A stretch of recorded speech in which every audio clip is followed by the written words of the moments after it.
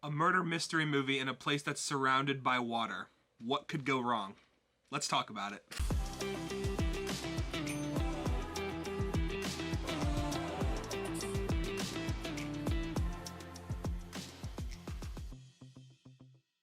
Welcome back, everybody, to a brand new video. I just got home from seeing A Haunting in Venice.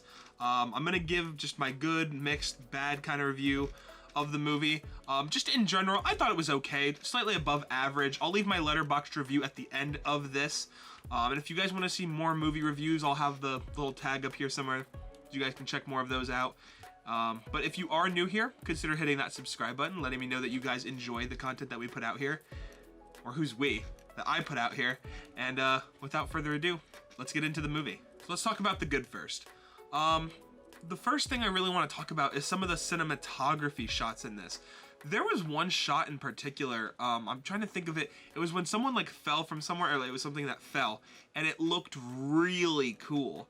I remember specifically like looking over at like the audience, like with who was in my theater, and thinking, wow, like is anyone else gonna like react to that? Like I thought that was pretty cool. There were one or two other moments in this movie where I thought the cinematography was really cool looking. They use a great use of shadows and just like set props to make it feel like that haunted house manor kind of thing. I wouldn't say it was like a haunted manor. It was more of just like a haunted like castle kind of thing. I think it was an interesting choice. I don't know that it was necessarily the best, but I think it was a neat concept to have like a murder mystery in Venice kind of thing. I think that it works at some points and doesn't work at others, because Venice is like such an innocent place, and to have like a murder mystery there is kind of like the exact opposite of what you would expect to happen, especially a haunting. But I'll get into more of that later. Spoiler alert.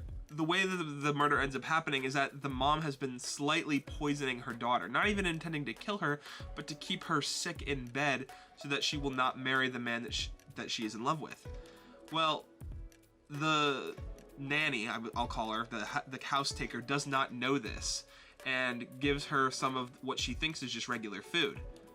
And she ends up overdosing on the poison.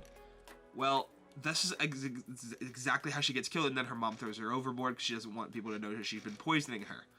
I think it was a weird, but also kind of like interesting way that like no one ever meant for her to die. And that's why like the mom's like, when she died, like you knew her intentions were like not to kill her daughter. Like she really did care about her daughter, but she didn't care to let her go. Like she didn't want to let her go. And I think that was a really interesting idea to play around with.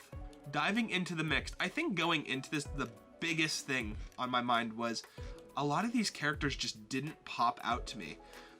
So in case you don't know, this is like the third one in a series of movies. I don't know if they're directly linked, but there was Murder on the Orient Express, Death on the Nile, and now this one is A Haunting in Venice, which I'm gonna talk a little bit more later on the name of this movie. But I think that this movie could have had better, like, deeper characters. I feel like it was just a lot of the characters I didn't find interesting. You had like a doctor, you had like I think it would have been cool if they would have, you know, maybe had slightly more motives, or like a bit more angry, or just more on edge. I think we needed more on edge people. Everything was just a little too calm for me. Everyone just seemed like they were all kind of chilling out. And I wish we got a little bit more like Rush, like things were more intense. I think the movie could have greatly benefited from it, and I think the movie could have gone up at least half a star for me if it had done that. The other mixed part of this I want to talk about, so I know I was talking about how good there are some very good specific shots, but outside of that, what I liked a lot about Murder on the Orient Express and Death on the Nile is that you're on a constantly moving, you're constantly moving throughout the whole movie. And in this, you're not really doing that. You're in one place, you're in the castle, or like the house. I don't really know what its exactly name is, like fortress, I don't know. But it doesn't really, like there's not much difference in scenery. A lot of time, like he just goes from room to room to room, asking questions and like convicting them, and then they have an excuse for that, and this is an excuse for that. And it just all gets a little too repetitive at some points. Let's go into the bad for a minute. So, at the end of this movie, when the killer gets revealed and everything, they do it in a way that like you don't even realize that it's the end of the movie. It just feels like it's another false accusation that, you know, he's looking too deep into it. There was a point when I was like, is this the actual accusation? Like, it didn't feel like anything built up to this at all. It just felt like, oh wow, like, is this really where they're going with this? Is this the like, I would call it the climax, but is this really like what really happened? Or is this just him making stuff up again?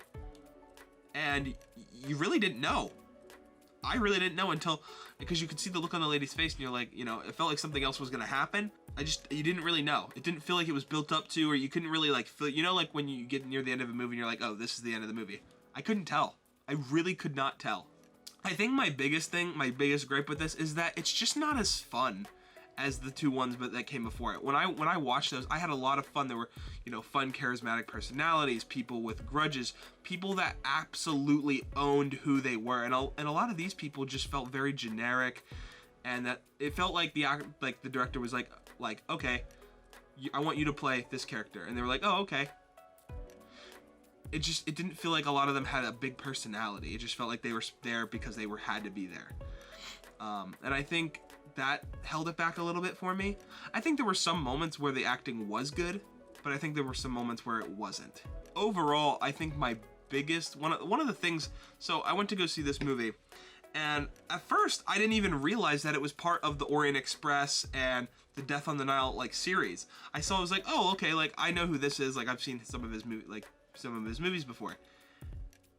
And I'm watched the trailers, and even the trailers don't do a good job at like, they make it seem like it's just gonna be this like horror movie, like similar to like The Conjuring or like just something like that.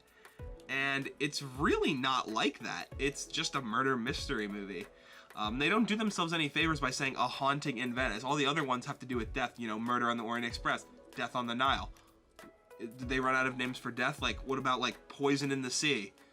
You know what I mean? Like, I know that's pretty on the nose for what happens in the movie, but like, at least you wouldn't have been confused that this is a murder mystery movie.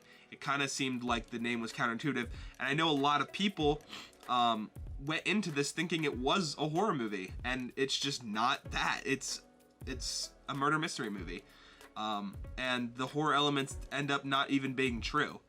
So it's pretty misleading if you're going to see this movie, you know, thinking that it's going to be a horror movie.